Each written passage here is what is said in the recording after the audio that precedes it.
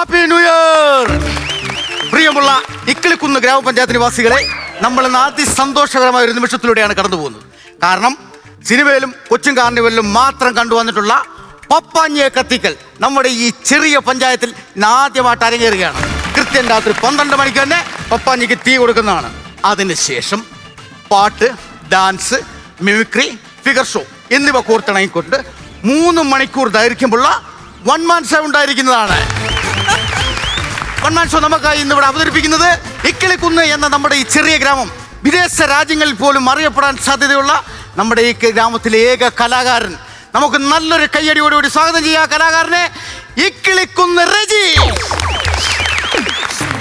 അങ്ങോട്ടും ഇങ്ങോട്ടും നോക്കണ്ട, ഞാൻ തന്നെ ഇക്കിളിക്കുന്ന് റെജി. ഞാൻ നോക്കുന്നത് റിഹേഴ്സൽ ചെയ്യുന്ന കണ്ടില്ലേ?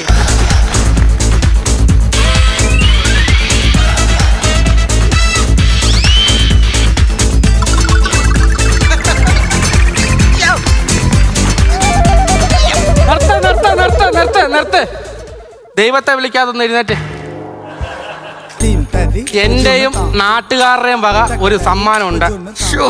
പ്രസിഡന്റ്, ഇത് പരിപാടിയൊക്കെ കഴിഞ്ഞിട്ട് സ്റ്റേജിൽ വെച്ച് 10 ആള് കാണുക തിരണ്ടായിരുന്നു. അതിപ്പോ എങ്ങനെയാടാ ഈ പരിപാടി കഴിഞ്ഞ് ഈ കണ്ടത്തിലെ ചെറിക്കകത്തുനിന്ന് നിന്നെ തപ്പിപ്പിടിച്ച് ഈ ഗിഫ്റ്റ് നിന്നെ ഏൽപ്പിക്കുന്നത്? അതിനു മുമ്പ് ഞാൻ അങ്ങ് തന്നേ ഉള്ളൂ. എന്നാലും എന്താ പ്രസിഡന്റ്, നോക്കാലോ. ഇതെന്തോ പ്രസിഡന്റ്? ഇത് വേവിച്ച് തിന്നരുത്, പച്ചക്ക് കറ കളഞ്ഞ് വേണം തിന്നാൻ, എന്നാലേ നിന്റെ ക്രിമികടി മാറത്തുള്ളൂ. ക്രിമികടി അല്ല, ഞാൻ പുഴു അടിച്ചതാ. അതെ, നാളെ ഒരു സമയത്ത് എന്റെ പേരിലായിരിക്കും നിങ്ങൾ പോലും അറിയപ്പെടാൻ പോകുന്നത്. അതുകൊണ്ട് വളർന്നു വരുന്ന ഒരു കലാകാരനെ മുളയിലെ നിങ്ങൾ നുള്ളരുത്. എടാ, ഞാനൊരു കാര്യം ചോദിക്കട്ടെ. എടാ, നീ ഈ തോട്ടിലും മരമത്തും കിടന്ന് അലയുന്നല്ല, നീ ഒരു നല്ല പരിപാടി ഇവിടെ ചെയ്തിട്ടുണ്ടോ റെജിമോനെ? കഴിഞ്ഞ കൊല്ലം കിടങ്ങിയ അമ്പലത്തില് നാടകത്തിന് കരടിയുടെ വേഷമിട്ട് കയറാൻ പറഞ്ഞ് ഞാൻ കയറി തകർത്ത് ജനങ്ങളെ ഫുള്ള് കയ്യിലെടുത്തില്ലേ? പറയുമ്പോ എഡിറ്റ് ചെയ്യാതെ മുഴുവൻ പറയണം, എന്നാലേ അവർക്കും കൂടെ അത് കിട്ടത്തുള്ളൂ. നിങ്ങൾ ഇത് കേൾക്കണം. കാട്ടിലും നാട്ടിലും ഒരു മനുഷ്യന് ഏറ്റവും കൂടുതൽ പേടിയുള്ളൊരു മൃഗമാണ് കരടി. ഞാൻ ആ കർട്ടൻ്റെ ഇടവഴി നോക്കുമ്പോൾ ഒരു കരടി നാണമില്ലാതെ നിന്ന് തല്ലുകൊള്ളുന്നു. ഞാൻ ഇതിൽ കൂടുതൽ എന്തു പറയണം? അതിനൊരു കാരണമുണ്ട്. എന്തുവാ? എന്റെ കഥാപാത്രം അത്രത്തോളം ജനങ്ങളിലേക്ക് സ്വാധീനം ചെലുത്തി എന്നുള്ളതാണ്. ശരിയാ. ആ സ്വാധീനം മാറ്റാനായിട്ട് ചിരയു ആയുർവേദ സെന്റർ ഇവൻ 2 മാസമാണ് പോയത്. എന്നാലും ഞാൻ ആ വേഷമിട്ട് തകർത്താടിയില്ലേ ഇവിടെ കരടി വേഷത്തിൽ. എന്നിട്ട് ഇവന്റെ കരടി വേഷത്തിനോടുള്ള കൊതി മാറിയിട്ടില്ല എന്റെ മണിക്കുട്ടൻ ചേട്ടാ. ബാക്കി ഞാൻ പറയാം. ഇവൻ ആ കോസ്റ്റ്യൂം ഇട്ടോണ്ട് ഇവന്റെ വീട്ടിലോട്ട് ചെന്ന് കസാരയിൽ ഊണും കഴിഞ്ഞിട്ട് ഫയറും വായിച്ചോണ്ട് ഇങ്ങനെ കിടന്ന് ഇവന്റെ മുത്തച്ഛൻ്റെ അടുത്ത് നിന്ന് ഇവൻ പറയുവാ സർപ്രൈസ്. എങ്ങനെ നോക്കിയാലും ഒരു 5 വർഷവും കൂടെ ജീവിച്ചിരിക്കേണ്ട മനുഷ്യനായിരുന്നു. ഞാൻ ഇവന്റെ വീട്ടിൽ ചെന്ന് നോക്കുമ്പോ 40 രൂപ ഫ്രെയിമിന്റെ അകത്ത് ചിരിച്ചോണ്ട് ഇങ്ങനെ ഇരിക്കുന്നു. എന്നാലെന്താ, അപ്പൊ സുഖമരണമായിരുന്നല്ലോ. അതങ്ങനെ ഫയറും വായിച്ചോണ്ടല്ലേ കിടന്നത്? പിന്നെ അതുകൊണ്ട് സുഖമരണമല്ല, ദുഃഖമരണമാണോ?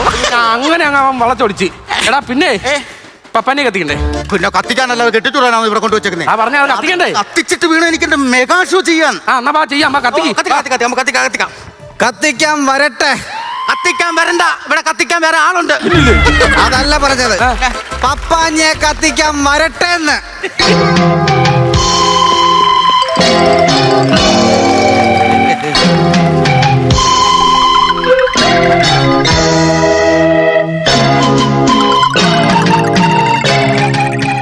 ഇവിടെ തന്നെ നിന്നോണം. കാര്യങ്ങൾ പറഞ്ഞ് ഞാൻ ഏൽപ്പിച്ചോളാം. വീട്ടിൽ നിന്ന് പറഞ്ഞ വാക്ക് പാലിക്കാതെ ഇവിടുന്ന് പോയാ എന്റെ സ്വഭാവം അറിയാലോ. ആ, അതിന്റെ ഇടക്ക് ഓടിപ്പോണ ഇങ്ങോട്ട് വരാൻ. മനസ്സിലായില്ലേ? എന്ത് സംഭവം? ഇവൻ ഈ നാട്ടിലെ വലിയൊരു അല്പനാ. ഇവന്റെ അച്ഛൻ കുറെ വർഷങ്ങൾക്ക് മുമ്പ് മരിച്ചുപോയി. പിന്നെ അവന്റെ അച്ഛന്റെ ആത്മാവ് അവന്റെ കൂടെ ഉണ്ടെന്ന് പറഞ്ഞ് ആ ചെറുക്കൻ നടക്കുന്നത്. അച്ഛനെയാണോ ഈ കഷത്ത് വെച്ചോണ്ടിട്ടുണ്ടോ? ആ, ചോദിക്കാം. അതെ, ഇങ്ങോട്ടൊന്നും പറയണ്ട. ചെറുകടി വീട്ടിൽ വിവേകൻ. ചെറിയ കടിയൊന്നും അല്ലത്. നമുക്കറിയാം ചെറിയ കടിയൊന്നും അല്ലത്. എടാ, ഞാനൊരു കാര്യം ചോദിച്ചോട്ടെ. എന്റെ പൊന്നു ഇതെന്നാടാ ഇത്? നിന്റെ പാന്റ് ഷർട്ട് പോയി പിണങ്ങി എന്റെ കോസ്റ്റ്യൂമാന്നുള്ള കാര്യം പ്രസിഡന്റിന് അറിയാലോ. പിന്നെ എനിക്ക് ട്രാക്കാൻ വേണ്ടിട്ടല്ലേ ഇപ്പൊ ഇങ്ങനൊരു ഡയലോഗ് അടിച്ചത്. ഈ പപ്പാഞ്ഞിയെ കത്തിക്കുന്ന എനിക്കൊന്ന് കാണണം. അത്രേ ഉള്ള.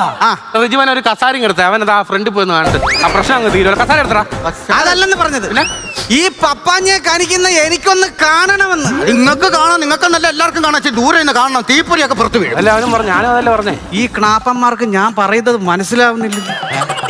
ഇതല്ലെന്ന് പറഞ്ഞത്. പിന്നെ എന്റെ കണ്ണുകൊണ്ട് എനിക്ക് കാണണം ഈ പപ്പാഞ്ഞിയെ നിങ്ങൾ കത്തിക്കുന്നത്. എടാ എല്ലാരും കണ്ണുകൊണ്ട് തന്നെ കാണുന്നത്, നിങ്ങൾക്കും കണ്ണുകൊണ്ട് കാണാൻ ഇത് കത്തിക്കുന്നത്. കണ്ടോ? അതിനെന്താ? സുഖമില്ലടാ നിനക്ക്. എന്റെ ഈ കൈയിരിക്കുന്ന എന്തുവാന്ന് മനസ്സിലായ? കള്ളാസ്. എന്നാന്ന്? കള്ളാസ്. ഞാൻ വല്ലതും വിളിച്ച് പറഞ്ഞ ഉണ്ടല്ലേ കന്നാസ്.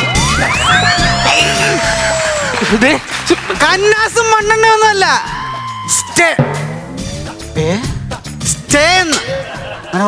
എടോ എന്റെ അച്ഛന്റെ മുഖച്ചായുള്ള ഈ പപ്പാഞ്ഞിയെ കത്തിക്കാൻ നിങ്ങൾക്ക് എങ്ങനെ ധൈര്യം വന്നതാ? അത് നിനക്കെങ്ങനെ ധൈര്യം വന്നതാ പ്രസിഡന്റ്?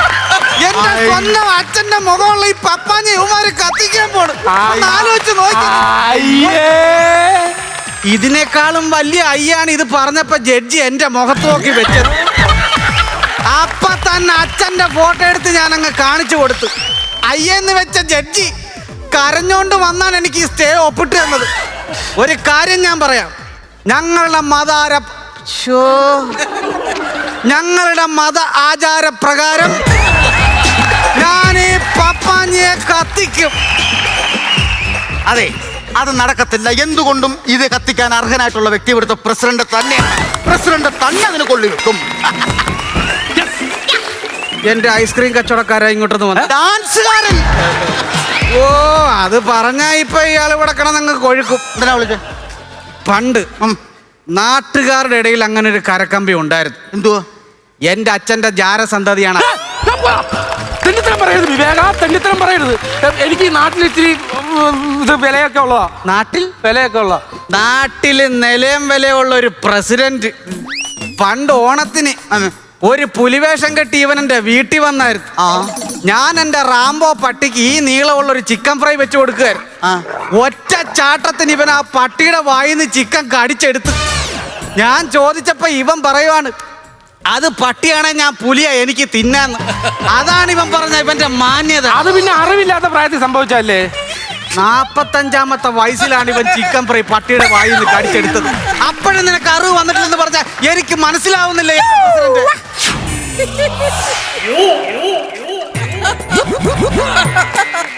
രണ്ട് പപ്പാഞ്ഞിയെ കത്തിക്കുന്നോണ്ട് കുഴപ്പമുണ്ടോ?